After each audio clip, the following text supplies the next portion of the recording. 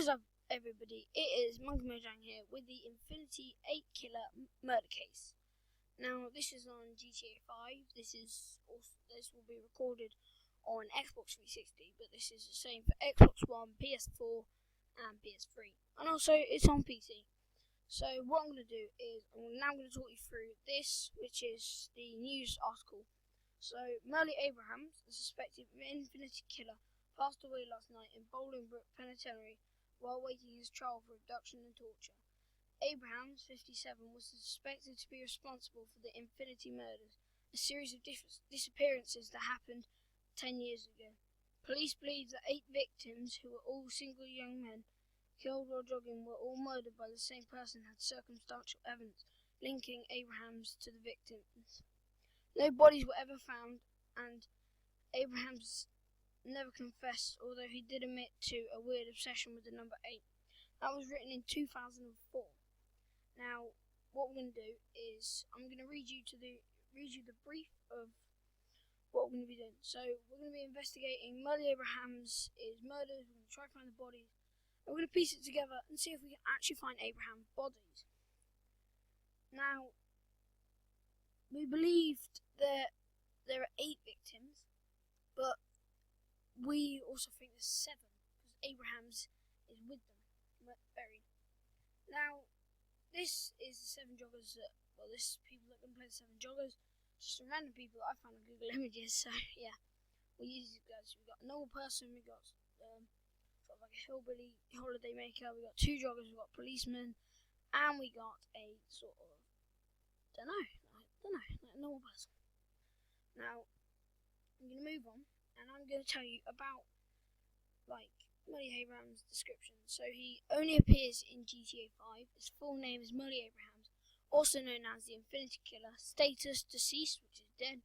His gender is male. His date of birth is 1947. Date of death, December 2004, age 57. Home was obviously in Sandy Shores, Blaine County, in San Andreas.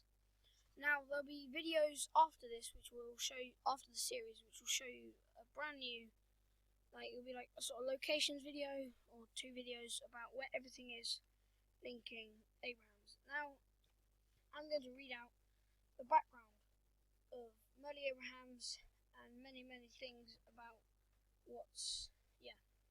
This is going to be a long talking video.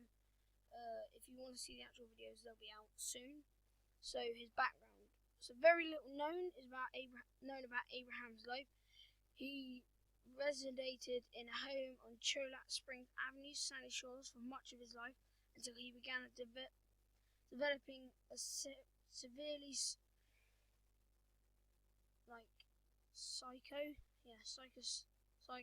state of mind, and an apparent obsession with the number 8 and infinity. He claimed that 8 is just infinity turned sideways, hence his nickname, the Infinity Killer.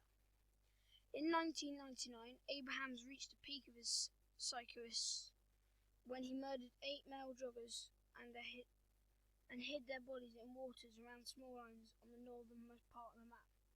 In a murder spree, which was nicknamed by authorities as the Infinity Murders, soon after was captured by the police, incarcerated in the Bolingbroke Penitentiary. At some point during his interrogation, his home in Sandy Shores was destroyed on an arson attack, possibly by one of his neighbours. Now, there's 3 houses that have been destroyed, so I don't know which is his. Well, I do, but I'll show you that later. Abrahams died in 2004 at age of 57 while awaiting his trial for the Infinity Murders. He never confessed to committing the murders, but he did admit having an irrational obsession with the number 8. The bodies of his murdered victims were never found. Now, this is some clues that was going to help us in the investigation. Very little was known about Merle Abrahams' life. He was, so we've read that. Oh wow, that's just the same as that, right? Okay. Trivia. So basically, sorry, I was about to say the clues are the same as his background. I didn't realise that. Trivia. Due to the fact that Merle died in 2004, he probably died either or not too long before or not too long after the events of the prologue. Abrahams is similar to Freddy Krueger, artist of the Nightmare on Elm Street slasher film series, in 3 ways. Both Abrahams and Krueger's homes were set on fire by neighbours, even though Krueger was in his time and Abrahams wasn't.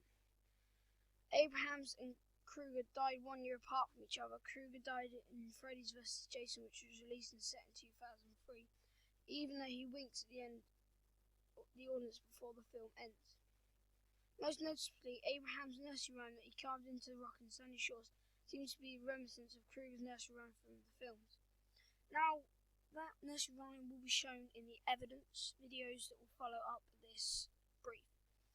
Now, this is Freddy Krueger himself, so let's read about him. Freddy Krueger, is the main archaeologist in the Nightmare on Elm Street film series.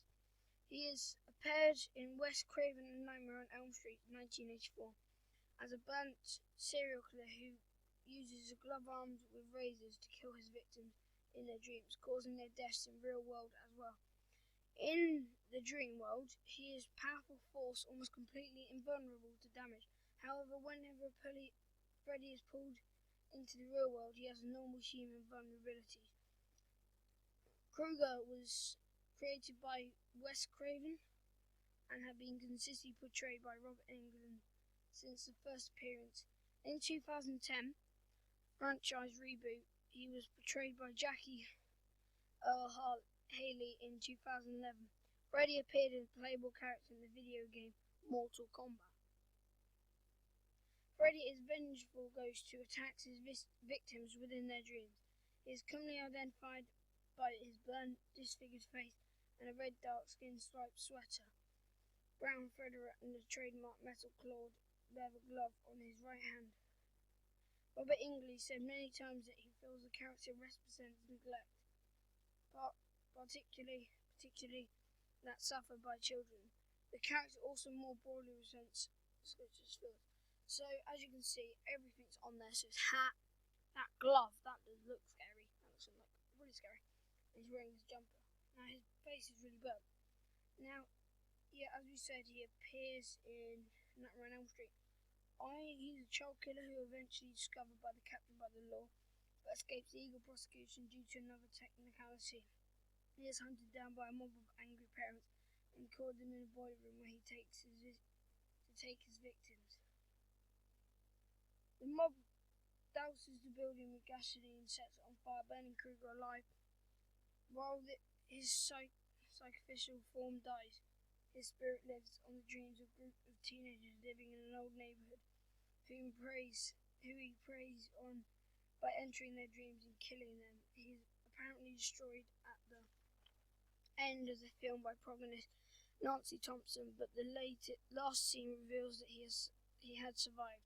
When Ansgar's teenage protagonist of the next 5 films in the series, after H.S. Krueger brought back in Wes Craven's New Nightmare by Wes Craven, who had not worked on the film series since the 3rd film, A Nightmare on Elm Street 3, Dream Warriors. In Dream Warriors, more of Freddy's backstory is revealed by the mistress nun who repeatedly appears to Dr. Gordon. Freddy's mother, Anna Krueger, was a nurse and the asylum featured in the film. As she worked there, largely abandoned, rundown wing, asylum was to lock up entire hordes of the most insane criminals at once. When Amanda was young, she accidentally was accidentally locked in a room with criminals over a holiday weekend. They managed to keep her hidden for days, raping her repeatedly. When she was finally discovered, she was barely alive and was pregnant with the future Freddy Krueger. Now, that is the end of this first bit of the video. Now, I haven't read it all, but you can check out the description and I will put a link to a PDF file of all of this on my blog. So, we'll see you